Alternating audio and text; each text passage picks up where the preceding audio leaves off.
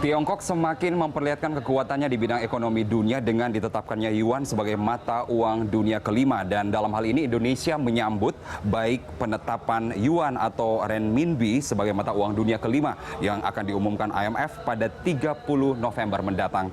Namun dampaknya terhadap likuiditas finansial Indonesia diperkirakan belum akan berdampak besar dalam waktu dekat karena masih dikontrol ketat oleh Tiongkok sendiri.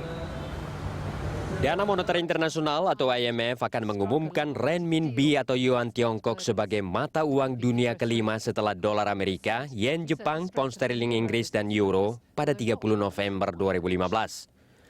Langkah IMF itu disambut pemerintah dengan antusias karena akan mengurangi ketergantungan Indonesia pada dolar Amerika sehingga berdampak positif pada neraca perdagangan dan stabilitas ekonomi nasional.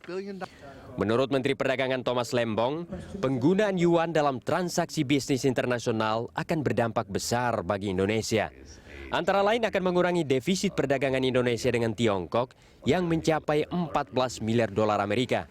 Karena selama ini Indonesia masih menggunakan dolar Amerika dalam perdagangan dengan Tiongkok. President Jokowi and Vice President Kala and we in the economic team are trying to do regionally within ASEAN and also to East Asia and the world for that matter, because the renminbi will have global implications and I expect those to be positive, but everybody has to work harder to get the renminbi into widespread use. Sementara Deputi Gubernur Senior Bank Indonesia Mirza Aditya Suara menilai penetapan yuan sebagai mata uang dunia kelima tidak akan serta-merta berdampak besar bagi Indonesia. Karena yuan masih menggunakan sistem patok atau fixed exchange rate dengan kontrol modal yang ketat dari pemerintah Tiongkok.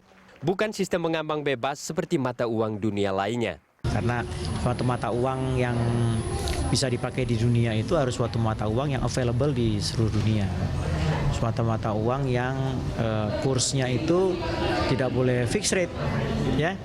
Memang kurs yang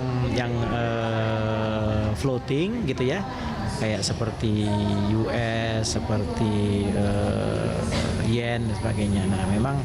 Nah, makanya Cina sekarang pelan-pelan dia mulai membuka capital control-nya, karena China itu kan masih capital control. Dia mulai buka pelan-pelan ya, sesuai dengan ya fundamental ekonomi dia, sesuai dengan kesiapan.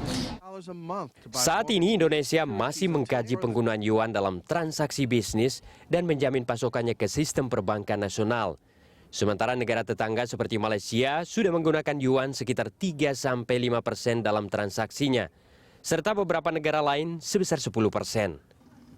Tim Liputan, Berita 1, Jakarta.